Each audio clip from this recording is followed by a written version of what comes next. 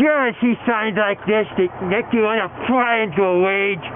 You talk to people about it, and they won't do anything. They just say it's my freedom of speech. Take the racist speech. That's not freedom. And you got to do something about it. So I want you to take my challenge.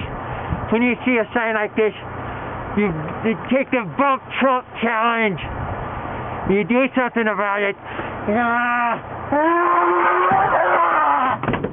I'm not a snowflake. Oh, shucks. Well, I tried every trick, and I couldn't get my snow to all fall, so I had to settle for it just falling on my glasses a little bit there, but I'm supposed to make a stronger point than that. Oh, you like my new teeth? I got them feeling pretty good. And they're snap-in teeth. I can now get Jaws ones I can snap in or whatever. Anyway, as many of you I've probably told over and over, I get in these discussions and people call me a Trumpanzee. A guy named, Todd, he's a Christian author or something, Todd, offed me years ago. Anyway, as I'm just confronting him for gossiping about Trump. There was some established things that I would have legitimate concerns about during the nomination process and so on we were talking about. And Dean Todd, that was it. And among those things, that he was bailed out by the Ross family from the debacle in Atlantic City. I think that's a real grave concern that he is an actor, but he may be using his acting gifts to create a left-right divide, to push things far right and do things that please conservatives for a change, which we didn't have much under Obama or really Bush. Bush kind of slid things. I really think Bush was a strategy to tick people off at Republicans. He didn't do most of what he said he was going to do. Anyway, there's some real Bush fans out there, but I'm not one of them. I think the family is part of a cabal that is trying to control everything and lead to a world government, as Daddy talked of a new world order. But if you just follow the money, you've got the bailout of his financial debacle in Atlantic City. And you figure, well, somebody didn't just do that out of the goodness of their heart, right? There had to be some handshaking agreement. Am I looking like Batman? I think my camera's crooked. Oh, anyway, don't worry about it.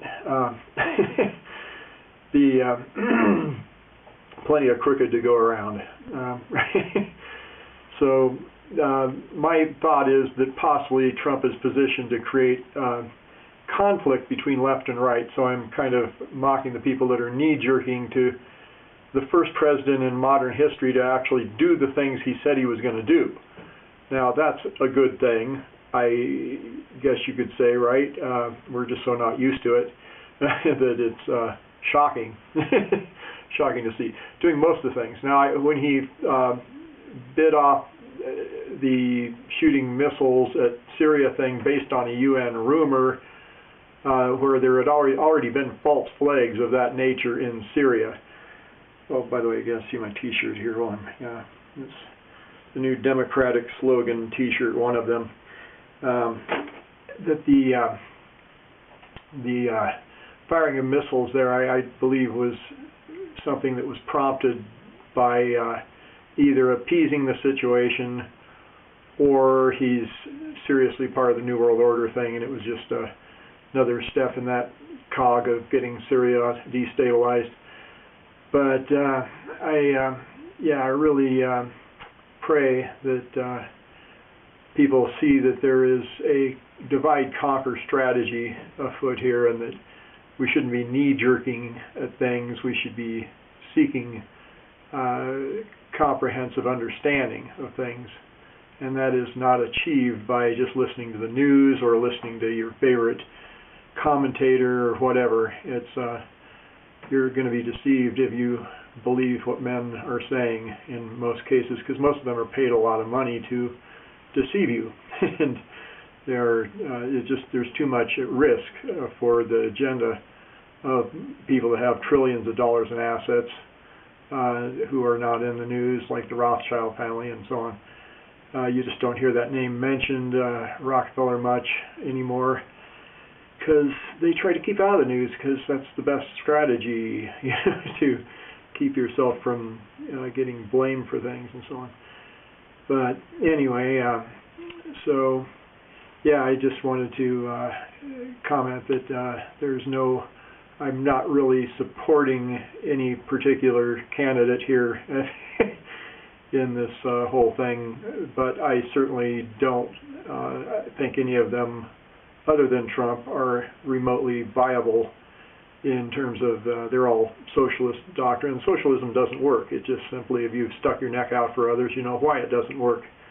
It's a hollow, dead path to follow once people figure out they can coast.